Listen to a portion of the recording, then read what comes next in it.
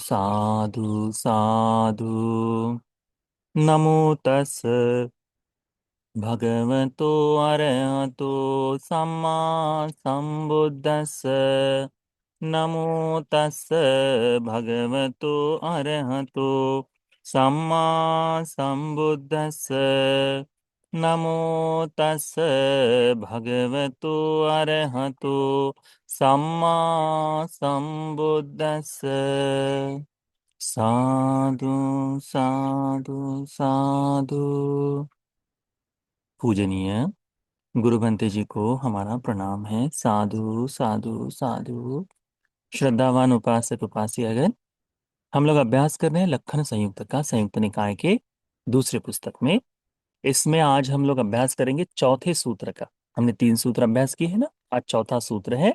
इस सूत्र का नाम है निच्छवी सूत्र। निच्छवी का मतलब होता है त्वचा रहित। ठीक है, तो त्वचा रहित धर्म का, त्वचा रहित व्यक्ति के बारे में उपदेशित ये सूत्र है। ये सूत्र पुनः उसी तरह से जैसे हमने पूर्व में अभ्यास किया था कि एक समय हमारे शास्त्रा वेलुवन में विराजमान थे, राजगृह के कलांदक निवाप में। उस समय लखन भंते तथा महामोग्गलायन भंते दोनों गिज्जकूट पर्वत पर उस समय साधना में रत थे। तब महामोग्गलायन भंते जी ने प्रातः के समय में अपना पात्र, अपना चीवर दोनों लेकर जहाँ लखन भंते हैं वहां गए। लखन भंते जी के पास जाकर उनको कहा कि आयुष्मान लखन, चलो हम लोग आया माउसो लखन राजगहं पिंडाय पविसिस्सा माती। हम दोनों राजगृह में पिंडपात के लिए आज चलते हैं करके। लंबा दूरी होगी थोड़ी, तो हम लोग आज पिंडपात के लिए राजगृह चलते हैं करके। उसने कहा ठीक है। कहकर लखन मंत्री जी ने भी अपना पात्र, अपना चीवर अपने हाथों में लिया, परिधान किया, और दोनों ही राजगृह के इस पर्वत से, है ना, गिज्जकूट से नीचे उतरना शुरू हुआ। नीचे जब उतरते आ रहे थे, तब महामुगलायन भंते जी ने किसी एक दिशा में देखा और हल्का सा मुस्कुराए। इस मुस्कुराहट को लखन भंते जी ने देख लिया और त्वरित ही, तुरंत ही उस समय पूछ लिया, कोनुखो आओ सो मुग्गलान हेतु को पच्चयो सीतस पातुकम आयाति। भंते, क्या हेतु है, क्या कारण है कि आप इस समय मुस्कुराए हैं करके। तो मुगलायन मंत्री जी कहते हैं, अकालो खो आओ सो लखर एतस पन्नस। आयुष्मान लखन, इस प्रश्न को पूछने का ये उचित समय नहीं है। भगवतो मंग शांति के एतंग पन्यंग पुच्छाति। जब हम भगवान के सम्मुख हो, या फिर जब मैं भगवान के साथ हूं, तब ये प्रश्न मुझे पूछना। कहते ठीक है। और दोनों ही भिक्षा के लिए, पिंडपात के लिए राजगृह में गए। घर घर जाकर पिंडपात इकट्ठा किया और किसी जगह पर बैठकर दोनों ही भिक्षुओं ने अपना भिक्षा, अपना भोजन ग्रहण किया।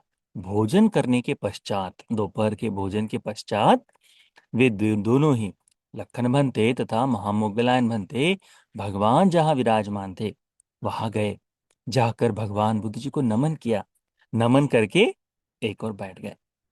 अब एक और बैठ जाने के बाद लखन भंते जी मुगलायन भंते जी को भगवान के सम्मुख ये प्रश्न पूछते हैं।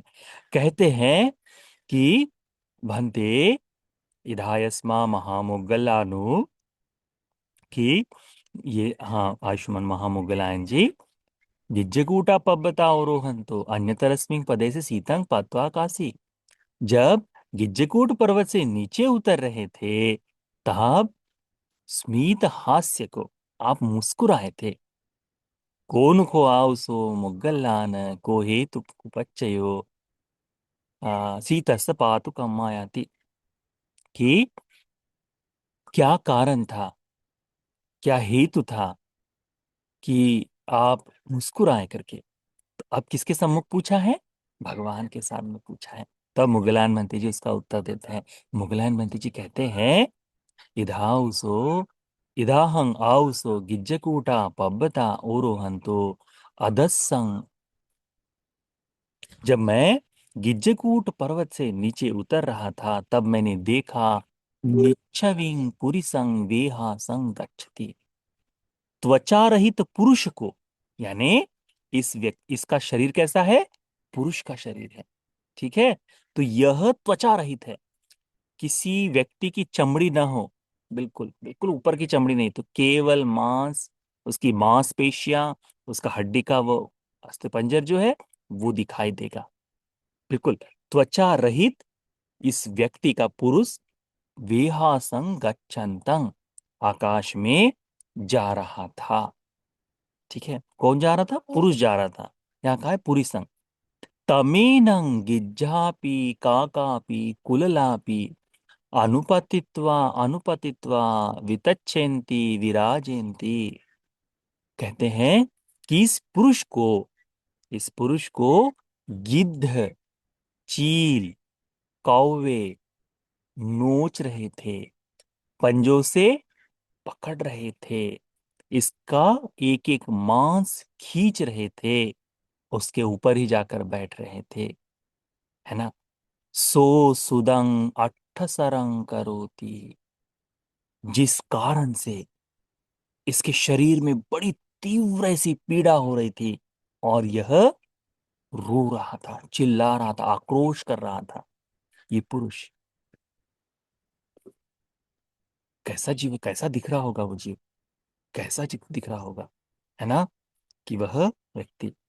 तो कहते हैं कि जब मैंने ये देखा कि वह रो रहा है, क्रदन कर रहा है, आक्रोश कर रहा है, ऐसे समय में मेरे मन में ऐसा भाव जागा, मेरे मन में ये चिंतन जागा, आश्चर्य है, अद्भुत है कि ऐसे भी जीव इस लोक में विद्यमान है, ऐसा भी व्यक्ति इस लोक में विद्यमान है, ऐसे भी मनुष्य इस लोक में विद्यमान है, ऐसा भी जन्म किसी का हो सकता है। ये देखकर मुझे बड़ा आश्चर्य हुआ, अद्भुत लगा। तब भगवान बुद्ध जी भिक्षुओं को आमंत्रित कहते हैं भगवान, चक्षुभूता भिक्खवे सावका विहरन्ति, मेरे जो श्रावक है दृष्टि संपन्न है, ज्ञान भूतावत भिक्खवे सावका विहरन्ति, मेरे जो श्रावक है वे लोग ज्ञानी हैं। यत्र ही नाम सावको एव रूपं न्यस्सति वा दक्खति वा सिक्खति सखिं आकर्षति, कि मेरे ये जो श्रावक है इस तरह का रूप देख सकते हैं, सुन सकते हैं, इसे साक्षात किए हैं करके। अद्भुत है ना, अपने श्रावकों के प्रति भगवान इस बात को कहते हैं, बड़ा सुंदर। भगवान कहते हैं पुब्बेव मेसो भिक्खवे सत्तो दिट्ठो अहोसी, मैंने भी पूर्व में, अतीत में इस सत्व को देखा, अपिचांग न व्याकाशी, परंतु मैंने इसके बारे में किसी को नहीं बताया। क्या कारण है? कब देखा है? देखा तब है जब बोधि मंडप पर संपूर्ण सत्वों का, संपूर्ण लोक का भगवान अवलोकन कर रहे थे, और इतने समय तक इस बात को भगवान ने बताया नहीं, पर आज भगवान बता रहे, क्योंकि इसका कोई साक्षी है ना। सखी सखिंग वा करिष्यति, कोई देखने वाला, साक्षात करने वाला, साक्ष्य देने वाला है ना।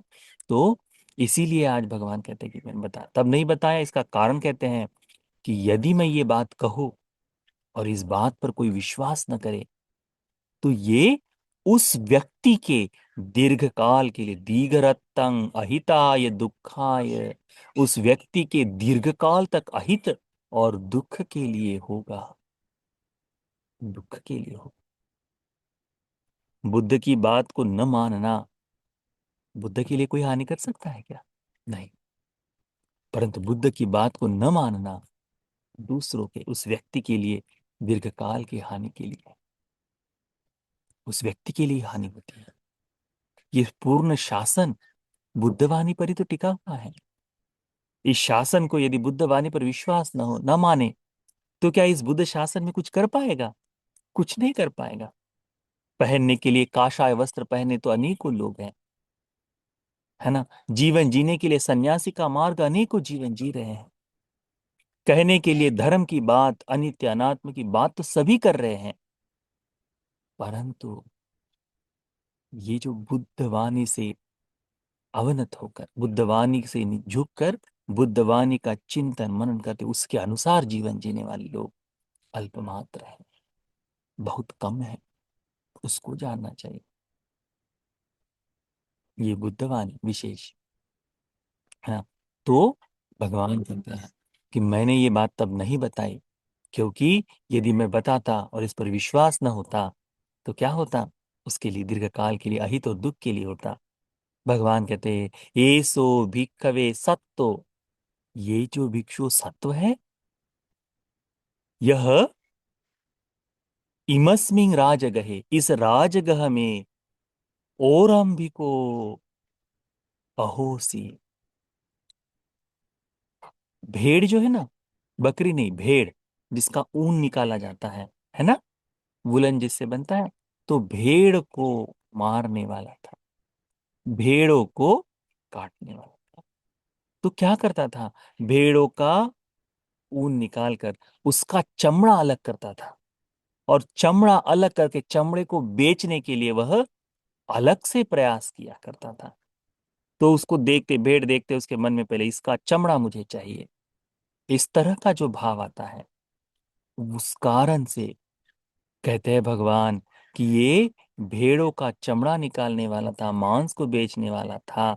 इसीलिए उस कर्म के विपाक स्वरूप, सो तस्य कर्मस्य विपाकेन, उस कर्म के विपाक स्वरूप बहुनि वत्सानि, बहुत से वर्ष, बहुनि वत्स शतानि, बहुत से 100 वर्ष, बहुनि वत्स सत सहस्रानि, बहुत से 1000 वर्ष, बहुनि वत्स सत सहस्रानि, बहुत से हजारों यानी लाख वर्ष, निरय पचित्वा, निरय में दुख भोगा है, निरय में दुख भोगा है। तस्यैव कर्मस्य विपाकावशेषेण, उस कर्म के विपाक से अवशेष विपाक स्वरूप, बचे हुए विपाक स्वरूप यह व्यक्ति यह जन्म लिया है। इस प्रकार से एव रूपं अत्तभाव पटिलाभं पटि संवेदयति, इस प्रकार का रूप उसे प्राप्त हुआ है करके भगवान कहते हैं।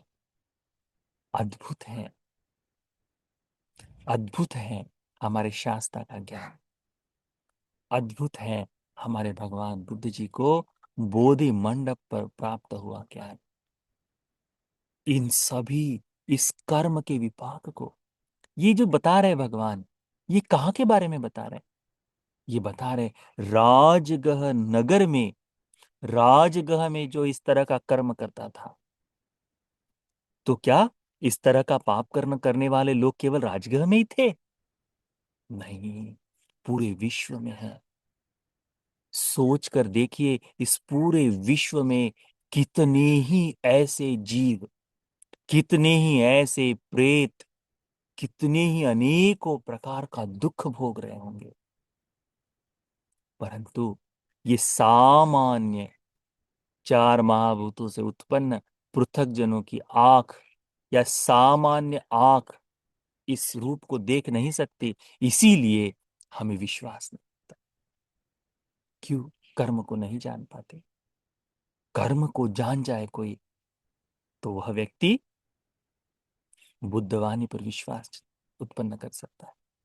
कर्म को समझना बहुत आवश्यक है।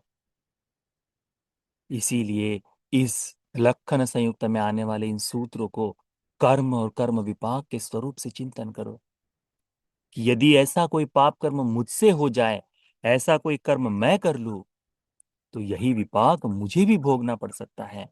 तो क्यों न मैं पाप कर्म करने में लज्जा जगाऊं, क्यों न मैं पाप कर्म करने में भय जगाऊं, जिस कारण से मेरा आज का वर्तमान जीवन धर्म के अनुसार होगा, और आने वाले जीवन में मैं सुखपूर्वक जीवन जी पाऊंगा। आज के लिए सुख को देखो, भविष्य के लिए सुख को देखो। इसीलिए यह जो लक्षण संयुक्त में आने वाला यह सूत्र है, निच्छवी सूत्र, त्वचा रहित पुरुष के बारे में बताया यह सूत्र का उपदेश, कर्म के बारे में हमें अच्छी तरह से बोध करने के लिए, भगवान के बताए इस धर्म को समझकर उत्तम चार आर्य सत्य के लाभ के लिए यह उपदेश उपकारी हो जाए। साधु, साधु, साधु।